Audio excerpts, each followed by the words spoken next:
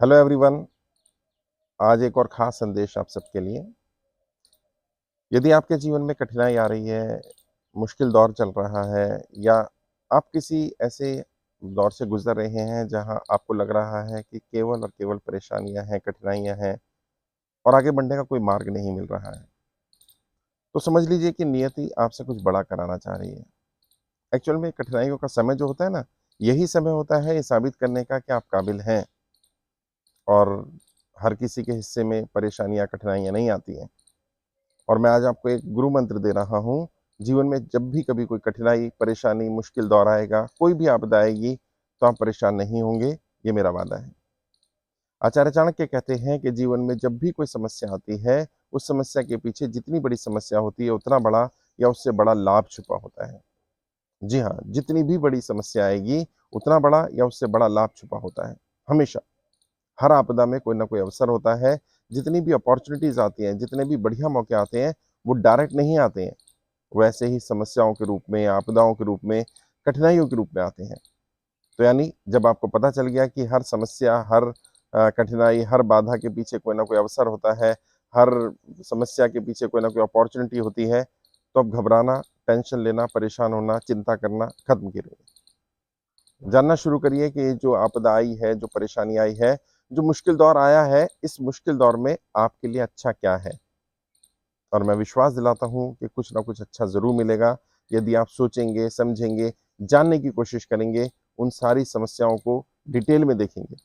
केवल समस्याओं को नहीं देखेंगे, उन समस्याओं के पीछे के अवसरों को भी देखेंगे, पहचानने की कोशिश करेंगे कि आखिर इस समस्या में क्या लाभ छुपा है, इसमें कौन-सी अपॉर्च्युनिटी है, इसमें मेरा क्या हित है। और मैं आपको ये विश्वास के साथ कह सकता हूँ कि जीवन में कुछ भी बुरा होता ही नहीं। जब भी आपको लगे कि कुछ बुरा हो रहा है, कोई बुरा कर रहा है, तो समझ लेना एक नया मौका है आपके लिए, एक नई अपॉर्च्युनिटी है। जब जीवन में मुश्किल दौर आता है, तो कई बार इंसान को लगता है कि ये मुश्किल दौर है, मैं कैसे सफल होऊँगा? मैं सफल हो पाऊँगा कि नहीं हो पाऊँगा? आखिर मेरे साथ ही ऐसा क्यों हुआ?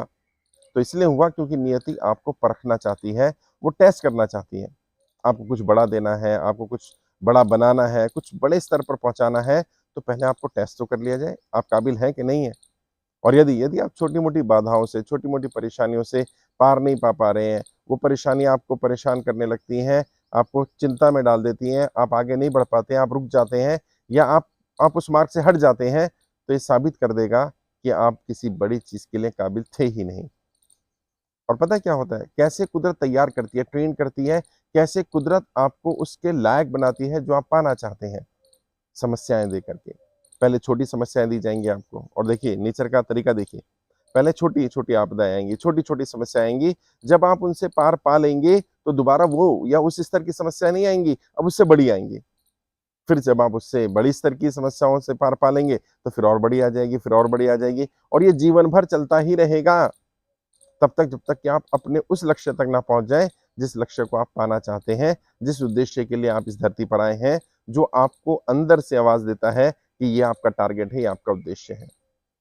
और यदि वाक़ई चाहते हैं कि कुछ ऐतिहासिक काम किया जाए, चाहते हैं कि इतिहास में लोग आपको याद रखें, तो वर्तमान में कुछ ऐतिहासिक काम करिए। साधारण काम करने वालों का इतिहास नहीं लिखा जाता।